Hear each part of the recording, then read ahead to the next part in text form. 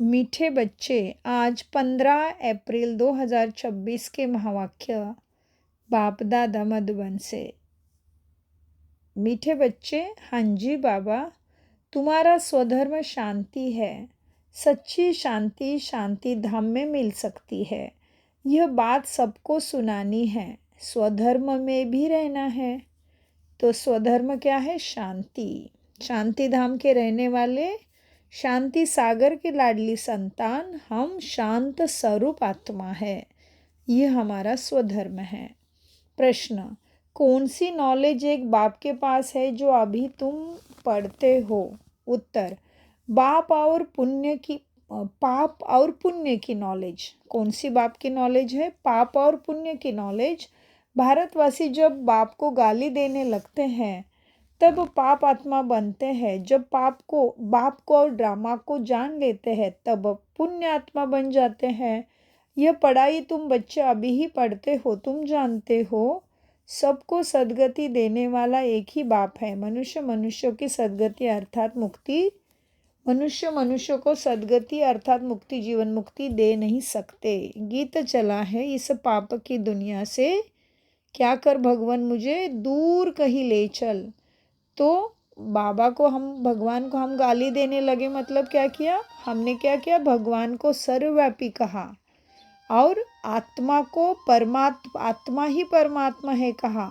फिर क्या किया? सभी देवी देवता परमात्मा है कहा। और फिर परमात्मा का जहाँ पे नाम था वहाँ पे देवी देवता कृष्ण का नाम डाल दिया। एक तरफ कृष्ण को कहते हैं लॉर्ड कृष्णा, राइट?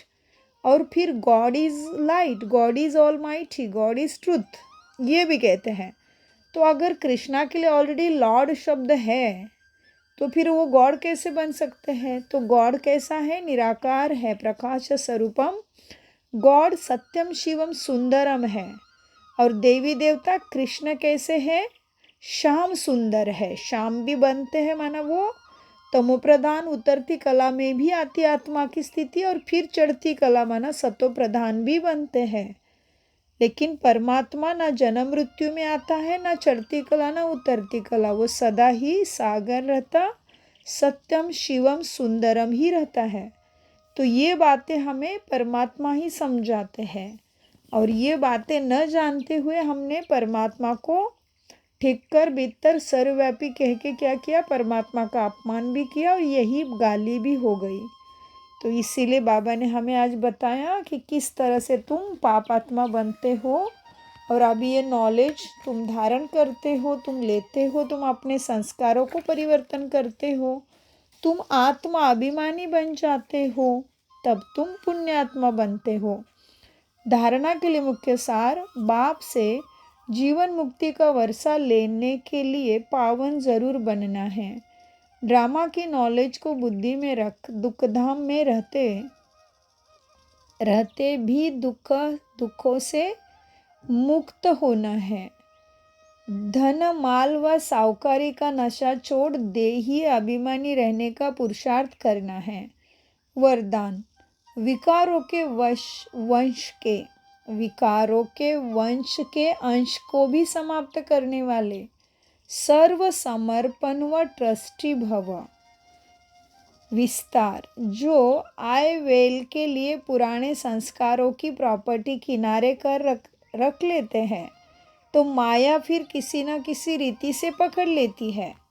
पुराने रजिस्टर को छोटी सी टुकड़ी से भी पकड़ जाएंगे ना। पुराने रजिस्टर की छोटी सी टुकड़ी से भी पकड़ जाएंगे।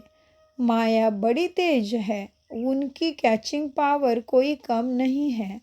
इसलिए विकारों के वंश के अंश को भी समाप्त करो। जरा भी किसी कोने में पुराने खजाने की निशानी न हो। इसको कहा जाता है सर्व समर्पण, ट्रस्टी व यज्ञ के स्नेही सहयोगी। स्लोगन, किसी की विशेषता के कारण उससे विशेष स्नेह हो जाना, यह भी लगाव है। तो हमें लगाव झुकाव बंधन से मुक्त होके आत्मा अभिमानी बनना है। परमात्मा अभिमानी बनना है, परमात्मा प्यारा बनना है, परमात्मा स्नेही बनना है। तो इसीलिए किसी की विशेषता के कारण उससे विशेष स्नेह हो जाना, यह भी लगाव है। अव्यक्त इशारे, महान बनने के लिए मधुरता और नम्रता का गुण धारण करो। मधुरता ही महानता है। इससे मन और मुख का कड़वापन समाप्त हो जाता है।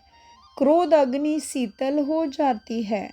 बाप दादा अपने हर बच्चे को शीतल देवता बनाना चाहते हैं। इसलिए मधुरता के गुण को धारण करो। आपका मुखड़ा भी मीठा हो। मधुरता के गुण से भरपूर बनो। जो भी संपर्क में आए उसे मधुर बोल व शक्तिशाली दृष्टि से भरपूर करो। ये सारी चीज़ें हमें करना है, क्योंकि बाबा हमें क्या देखना चाहते हैं, क्यों पढ़ा रहे हैं। साक्षात परमपिता परमात्मा हम सभी आत्मा का बाप है, वो पिता है। फिर भी हमारे लिए टीचर बन के आया और सद्गुरु बन के वरदानों की बरसात भी करता, शक्ति भी देता, साथ भी देता। लेकिन श्रीमत पर चलने वालों के लिए ही बाबा हाजिर है। तो इसीलिए बाबा कहते बाप दादा अपने हर बच्चे को शीतल देवता बनाना चाहते हैं। इसीलिए तुम्हें भी मधुरता का गुण धारण करना है। ओम शांति, ओम शांति, ओम शांति। मीठे प्यारे बाप दादा का अनगिनत पदम गुना शुक्रिया।